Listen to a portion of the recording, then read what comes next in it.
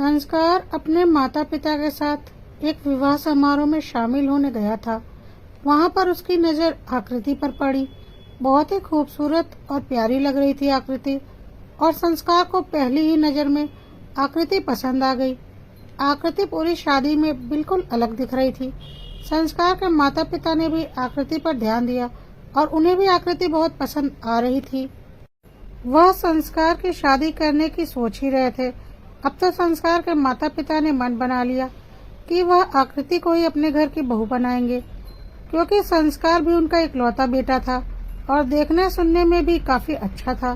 संस्कार के mummy papa ने शादी में आने लोगों से आकृति के घर परिवार के बारे में पता कर लिया और सब कुछ उन्हें बहुत अच्छा लग रहा था। कुछ दिनों के बाद संस्कार और उसके मम्मी पापा संस्कार का रिश्ता लेकर आकृति के मम्मी पापा के पास गए, क्योंकि उन्हें यह भी पता चल चुका था कि आकृति के मम्मी पापा भी आकृति की शादी खोज रहे हैं। तो उन्हें लगा, जब आकृति की शादी उसके मम्मी पापा करने ही वाले हैं, तो हम अपने इकलौते बेटे का रिश्ता लेकर उनके यहाँ क्यों न जाएं? और हमारे घर का रिश्ता तो वह मना कर ही नहीं सकते, क्योंकि हमारा बेटा तो लाखों में एक है। संस्कार और उसके मम्मी पापा आकृति के घर पहुंच चुके थे और अपने आने का कारण भी उन्होंने जल्दी ही बता दिया। आकृति के मम्मी पापा ने पूछा कि संस्कार करता क्या है, क्योंकि देखने सुनने में तो संस्कार काफी अच्छा था, पर बाकी डिटेल भी तो उन्हें पता करनी थी।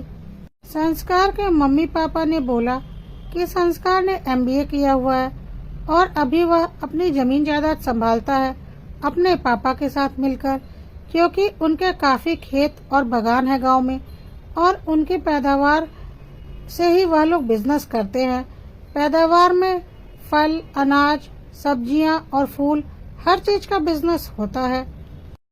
आकृति के मम्मी पापा और आकृति को यह सब कुछ खास समझ में नहीं आया और उन्होंने संस्कार और उसके मम्मी पापा को बोला, आप लोगों ने सोच कैसे लिया कि हम अपनी इकलौती बेटी की शादी आपके बेटे से कर देंगे?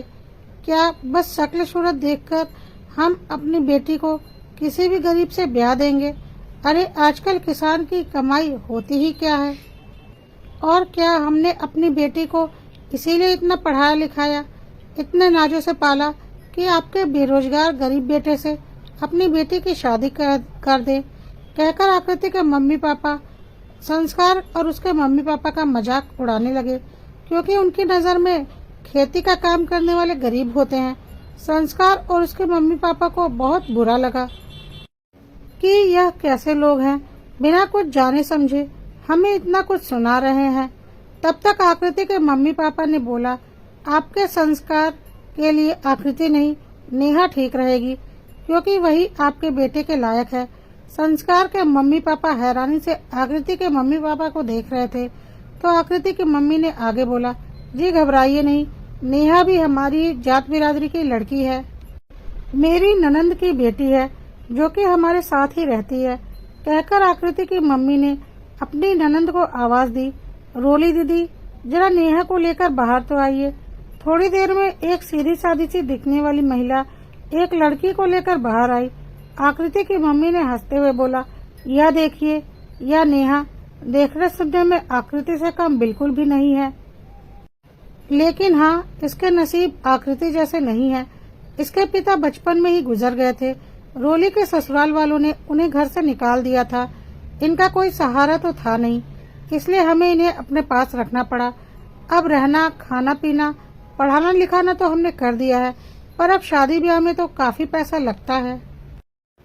तो जैसी शादी हम आकृति की करना चाहते हैं, वैसी तो हम नेहा की नहीं कर पाएंगे, इसलिए नेहा आपके संस्कार के लिए ठीक रहेगी। क्यों रोली दीदी, मैं ठीक कह रही हूँ ना? आपको घर बैठे नेहा के लिए अच्छा रिश्ता मिल गया और हम भी एक जिम्मेदारी से मुक्त हो जाएंगे। संस्कार के मम्मी पापा को यह सब कुछ बहुत अजीब लग रहा था, लेकिन संस्कार को अंदर ही अंदर बहुत गुस्सा आ रहा था कि किस गुमान में जी रहे हैं आकृति के मम्मी पापा। क्या समझ रखा है उन्होंने मुझे और मेरे मम्मी पापा को कि हम लोग बहुत गरीब हैं। संस्कार ने तुरंत ही बोला, बिल्कुल आंटी, नेहा तो आकृति से बहुत ज्यादा सुंदर है और मुझे एक ही नजर में काफी पसंद आ गई है। इसलिए मैं शादी के लिए तैयार हूँ। संस्कार के मम्मी पापा संस्कार की तरफ देख रहे थे, क्योंकि उन्होंने संस्कार का मन रखने के लिए ही आकृति से शादी करने की सोची थी, और अब संस्कार ही नेहा से शादी करने को तैयार था। हालांकि नेहा भी आकृति जैसी खूबसूरत और प्यारी लग रही थी। संस्कार ने आंखों ही आंखों में अपने मम्मी पापा से शादी के लिए हाँ बोलने को कह दिया। आकृति और उसके मम्मी पापा हैरानी से संस्कार और उसके मम्मी पापा की ओर देख रहे थे। उन्हें लग रहा था कि उन्होंने संस्कार और उसके मम्मी पापा की बेइज्जती की है और साथ ही साथ रोली और उसकी बेटी का भी मजाक बनाया है। लेकिन यहाँ तो सब कुछ उल्टा हो रहा था। संस्कार के मम्मी ने तुरंत ही अपने हाथों में पहने हुए सोने के मोटे भारी कड़े निकालकर नेहा के हाथों में पहना दिया और बोला, बेटा यह हमारे खानदानी कंगन है, तुम्हारी दादी सास ने मुझे दिए थे जब उन्होंने मुझे पसंद किया था, और आज यह मैं तुम्हें दे रही हूँ। अब तुम हमारे घर की बहू हो, जल्द ही हम तुम्हें विदा करवा कर ले जाएंगे।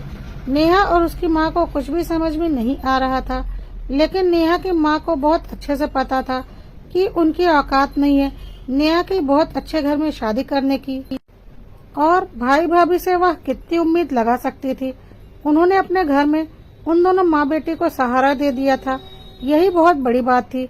इसलिए नेहा की माँ भी शादी के लिए तैयार हो गई, क्योंकि उनकी भाभी ने खुद ही तो यह रिश्ता उनके आगे दिया था।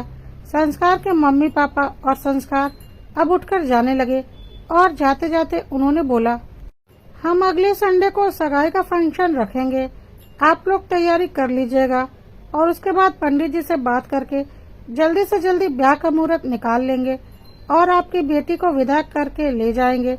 सब कुछ इतनी जल्दी में हो गया कि किसी को कुछ भी समझ में नहीं आ रहा था। नेहा की मम्मी ने बोला, बहन जी इतनी जल्दी यह सब कुछ मैं कैसे कर पाऊंगी? आप तो सारी सच्चाई जान ही रही हैं और मैं ज्यादा कुछ नहीं कर सकती। संस्कार की मम्मी ने बोला, आप चिंता मत कीजिए, हम लोग सब कुछ देख लेंगे। आप बस नेहा को लेकर सगाई के लिए आ जाइएगा, हम आपको फोन करेंगे। संस्कार के मम्मी पापा के जाते जाते आकृति और उसकी मम्मी ने व्यंग्यात्मक हंसी हंसते हुए बोला, चलो आखिर आपके बेटे का अपनी बराबरी वालों में रिश्ता हो ही गया, और हमारी ननंद की बेटी यानी कि हमारी भांजी का घर भी बस गया। हम भी एक जिम्मेदारी से मुक्त हो गए। और फिर उन्होंने बहुत ही व्यंग वाली मुस्कान संस्कार और उसके मम्मी पापा के आगे दिखाई। संस्कार और उसके मम्मी पापा ने हाथ जोड़ा और अपने घर की ओर चले गए। शनिवार को नेहा की माँ को फोन आया और उनसे बोला गया कि कल होटल ब्लू हेवन में नेहा और संस्कार की सगाई है। दोपहर 2 बजे का वक्त है, लेकिन आप लोग 12 बजे तक आ जाइएगा, क्योंकि नेहा को तैयार भी करवाना है और आपको जिन्हें जिन्हें भी अपनी तरफ से बुलाना है आप उन्हें इनवाइट कर लीजिए और हमें बता दीजिए कि आपकी तरफ से कितने गेस्ट होंगे। नेहा की मम्मी हैरान थी और बोली, जी मैं किसे बुलाऊंगी, मैं तो ज्यादा किसी को जानती नहीं हूँ। तो संस्कार की मम्मी ने बोला कि आप अपनी भाभी यानी कि आकृति की मम्मी से पूछकर हमें बता दीजिए, और उन्होंने फोन रख दिया। होटल ब्लू हेवन का नाम सुनकर आकृति और उसके मम्मी पापा सोचने लगे कि यह तो उनके शहर का सबसे बड़ा 5 स्टार होटल है। इस होटल से सगाई, कितने पैसे हैं संस्कार के मम्मी पापा के पास? वह तो बस उन्हें एक गरीब किसान समझ रहे थे। सगाई वाले दिन आकृति का परिवार, नेहा और उसकी मम्मी 12 बजे होटल पहुंच गए। वहां पर संस्कार के घर वाले पहले से ही उपस्थित थे। उन्होंने पूरा होटल बुक करा रखा था, क्योंकि उनके काफी रिश्तेदार इस सगाई में आए हुए थे। होटल में सगाई का इंतजाम देखकर आकृति और उसके मम्मी पापा की आंखें फटी रह गईं कि जब सगाई में इतना इंतजाम किया है तो शादी में यह लोग क्या करेंगे। उसके बाद संस्कार की माँ ने नेहा से बोला, बेटा आप जाकर तैयार हो जाओ, आपके लिए रूम बुक है, आप वहीं पर, आपको तैयार करने के लिए ब्यूटिशियन भी है और आपके कपड़े भी वहीं पर हैं। नेहा आकृति के साथ तैयार होने के लिए चली गई। आकृति ने जब नेहा का लहंगा और ज्वेलरी देखी जो कि संस्कार के मम्मी पापा ने नेहा को सगाई के लिए दिया था, तो वह हैरान हो गई। वह एक डिजाइनर लहंगा था। नेहा जब तैयार होकर बाहर आई तो आकृति के मम्मी पापा और नेहा की माँ उसे देखते रह गए। भला की खूबसूरत लग रही थी नेहा। अब तो आकृति और उसके मम्मी पापा को अपनी गलती का एहसास हो रहा था कि उन्होंने संस्कार के बिजनेस को समझने में गलती की और वह बहुत अमीर लोग हैं जिन्हें उन्होंने एक मामूली किसान समझा। उसके बाद सगाई का कार्यक्रम शुरू हुआ।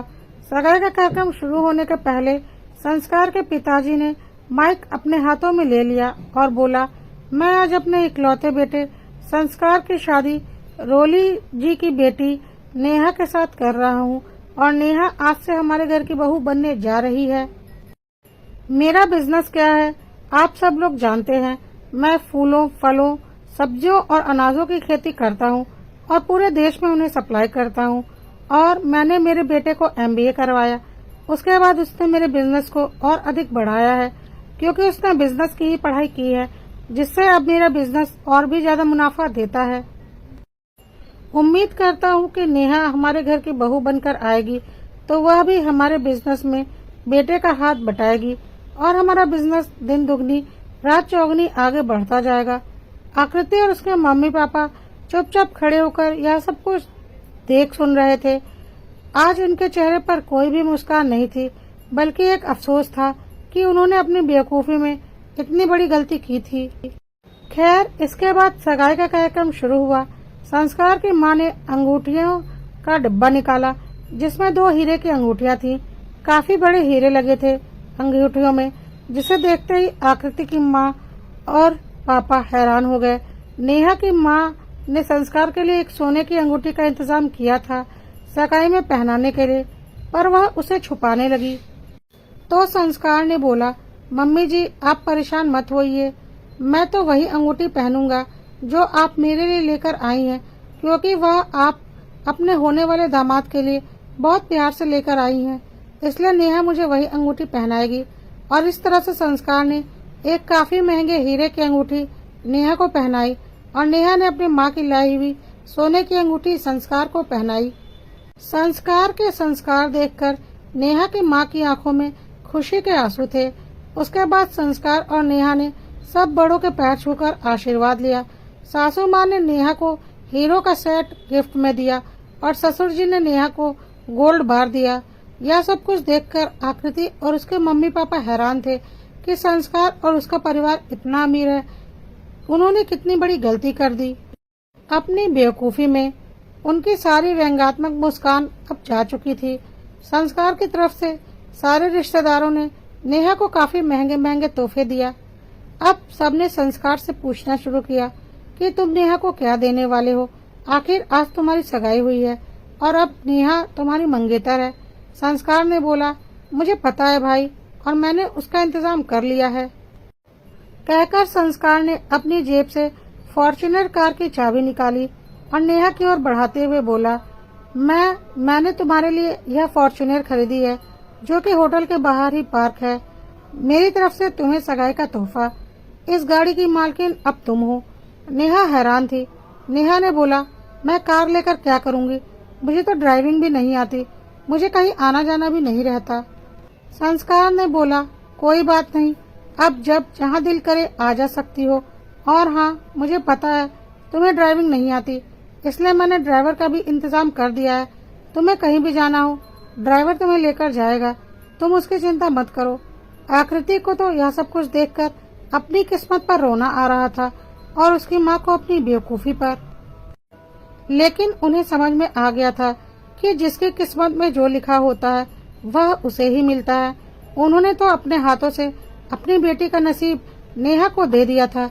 नेहा और उसकी माँ बहुत खुश थे।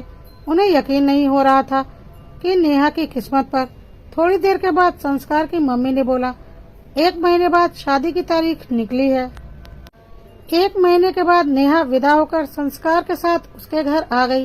शादी में भी बहुत ही हाई क्लास इंतजाम किए गए थे, जिसे देखकर आकृति और भी ज्यादा हैरान थी। खैर, शादी के कुछ दिनों बाद नेहा ने अपने मामा मामी, बहन और अपनी मम्मी सबको घर पर खाने पर बुलाया। नियत समय पर सब लोग नेहा के घर पहुंचे। घर के अंदर घुसते ही आकृति और उसके मम्मी पापा और नेहा की मम्मी बिल्कुल हैरान हो गए। वह घर नहीं, एक छोटा महल लग रहा था। ऐसा घर उन्होंने सिर्फ फिल्मों में देखा था। सच में भी ऐसे घर होते हैं, यह तो उन्होंने कभी सोचा भी नहीं था। और नेहा को देखकर तो नेहा की मम्मी और मामी दोनों हैरान हो गईं। नेहा ने काफी अच्छे डिजाइनर कपड़े और ज्वेलरी पहन रखी थी और वह कोई काम भी नहीं कर रही थी क्योंकि किचन में कुक लगे हुए थे जो नेहा के कहने पर सारा खाना बना रहे थे। फिर नेहा अपने घर वालों को लेकर अपने बेडरूम में गई अपना कमरा दिखाने, जिसे देखकर आकृति और उसकी मम्मी और बाकी सब भी बिल्कुल हैरान हो गए। वह कमरा बिल्कुल परियों का कमरा लग रहा था, इतनी खूबसूरती से उसे सजाया गया था। नेहा की माँ ने उसे गले से लगा लिया और बोला, बेटा मैंने जिंदगी में बहुत तकलीफ झेली है, लेकिन तेरे लिए हमेशा दुआ मांगी थी कि तुझे बहुत अच्छा घर संसार मिले। आज मैं बहुत खुश हूँ बेटा, भगवान ने मेरी दुआ सुन ली। तुझे इतना अच्छा संस्कार जैसा जीवन साथी और इतना अच्छा घर बार मिला है। सच में तू बहुत भाग्यशाली है।